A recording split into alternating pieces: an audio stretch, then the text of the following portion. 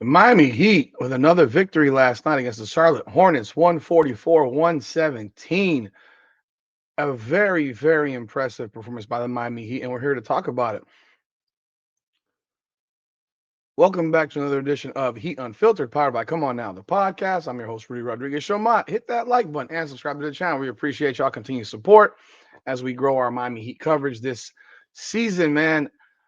Who are these guys? This Miami Heat team, my goodness, this is not like the Denver Nuggets of the 80s scoring 140 points a game. The Miami Heat in their first four games of the season have a game of 146 points and a game scoring 144 points. This is crazy. Like who are these guys? Do you recognize this team? Because I sure as hell don't. They are pushing tempo. Just looking at last game, they scored 76 points in the first half. 76 points. They scored 86 a couple days ago in the first half. And then they scored 39 points in the fourth quarter. They scored 37, 39, 29, 39 in this game. They were scoring the entire game. The Miami Heat improved to 3-1 on the season after dropping their opener to the Orlando Magic. Bam Adebayo goes for 26 points and 6 rebounds, while Andrew Wiggins has 21 points. Khalil Ware has 14 points. Pele Larson has 17 points. And off the bench, Jaime Jaquez with a huge 28-point game, 5 assists and 4 rebounds. Jaime Jaquez with a plus 43 plus minus. That is utterly crazy. The Heat shot 54.2% from the field, 44.4 from three, a ridiculous 20 of 45 from three-point range. Everybody was knocking them down. And the Heat pretty much dominated this game for the most part. There was one section of this game in the third quarter where it got down to it was 78-63, and the Hornets over a 5-minute stretch cut the lead down to 80. What was it? 84-81 with 5:50 to go. But from that point on, the Miami Heat went on a blistering run to close out the third quarter, pushing the lead back to 19 at one point. It got back up.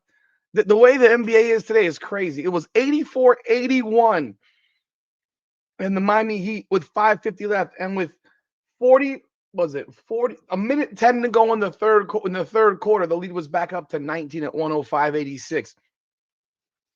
And this all happened after finding out that Norman Powell, who's been spearheading the scoring for this team, was going to be unable to play.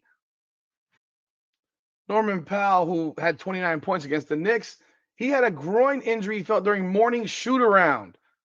That's obviously something to be concerned with because Norman Powell was the guy that was supposed to replace Tyler Hero and be that scorer.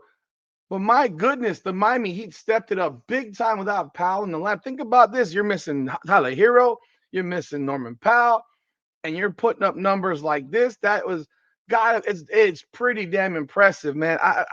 Like I said, I don't recognize this squad. I don't remember this team ever scoring like this. Goodness, this team Miami didn't score like this when they had LeBron James, Dwayne Wade, and Chris Bosh on the floor. These dudes are scoring. Now the game is obviously different today. Hitting 23s certainly helps. You know, they defensively pretty much shut down LaMelo Ball after the first quarter. He had 15 points in the first quarter, and after that, he had 5 the rest of the way. He hit 4 threes, I believe it was, in the first quarter, and then didn't make one the rest of the way. It started off 4 or 4, something like that, and ended up 0 of 8 the rest of the way. LaMelo Ball has always been that shot chucker to me, nothing that impresses me a great deal. He went 6 of 18 for 20 points, 9 assists and 8 boards. Colin Sexton had 18 points. Miles Bridges had 17, and Con Kniffel had 19 points. Other than that, they got very little production off of their bench. Trey Mann was 3 of 15 for 8 points, leading their bench. But the Miami Heat, man, they look crisp, man. They look sharp. They're moving well. They're pushing tempo, and they're getting a lot of contribution for pretty much everybody. I mean, they scored off of the bench. You got 10 points from Simone Fontecchio. That's, bro, where'd this guy come from? I mean, this kid has been a hell of an addition to this team. He's averaging almost 13 a game off the bench, shooting over 61% from the field. I get it. This is a 4-game sample size. But man, oh man, he's had 10, 14, 14, and 13 this season. I mean, off your bench, you can't ask for much more than that.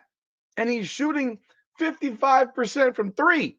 Again, you can't ask for much more than that. By the way, he has the same birthday as I do, not the same year, but the same date, which is pretty cool. So he has the power of me in him. Hey, it's all my doing. I gotta tell you, it's all my doing. You know, that December 9th birthday is a pretty special day. You know what I mean? But he's been fantastic, and you know, it's funny. Khalil Ware starts, and now the Heat win. Hmm? Don't want to say like why wasn't he starting the first game of the season, but why wasn't he starting the first game of the season? I'm not trying to get too far ahead of myself, but to see the Miami Heat putting up points like this and scoring at this clip, I would never have expected this. And you're getting production out of everyone. I mean, you know, Davion Mitchell didn't have double digits, but he had 9 assists. And a question was brought to me, actually, it was posed to me the other day by somebody I know. He said, if Davion Mitchell keeps averaging it keeps putting up 9, 10 assists a game, does he continue to start at point guard once Tyler Hero gets healthy? And my answer, absolutely. While I consider Davion Mitchell to be a backup level point guard, he's had 12 assists, 7 assists, 6 assists, and 9 assists over the first 4 games. 12 plus 6 plus 7 plus 9. He's averaging 8.5 assists a game. If he's doing that, I think he is the starter. I think you have to leave him in as the starter because it doesn't make a lot of sense to not, because your offense is clearly working. Now, who do you pull from the lineup? That's the question, because it's not Norman Powell if he's healthy.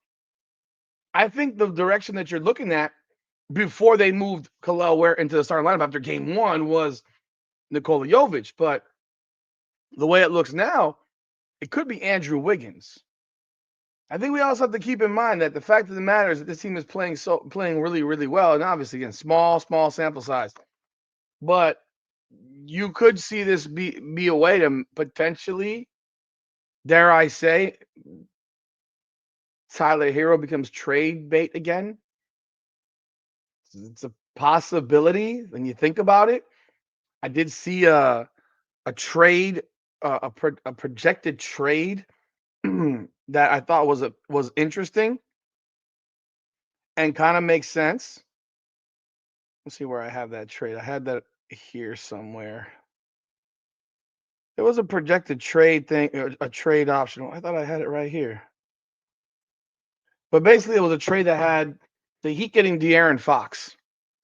And the Heat would be trading Fontecchio, who I don't want to trade anymore at all. And who was it? A first-round pick, and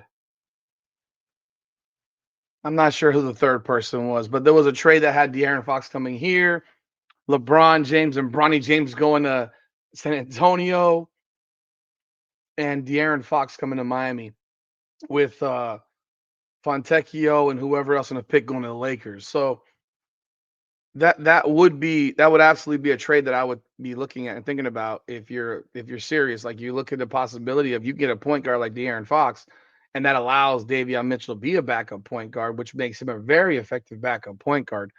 But until that point, I mean, but again, like I said, that there's the possibilities of there is the possibility of the fact that you could see Tyler Hero become trade bait the way they're playing. So yeah, let me know your thoughts in the comments. Hit that like button, and subscribe to the channel. But Miami Heat 3-1. They win 144-117. The Heat return to the court against the Spurs tomorrow. So they play the Spurs. They're on a road trip. The Spurs, the Lakers, the Clippers, and the Nuggets before coming back to Miami on November 7th. So I think these next 4 games are going to tell us a little bit more because they're on the road, and road games are always tougher naturally. So we'll see what happens out. Y'all let me know y'all thoughts in the comments. Hit that like button and subscribe to the channel. This is Heat Unfiltered, powered by Come On Now, the podcast. Come on now.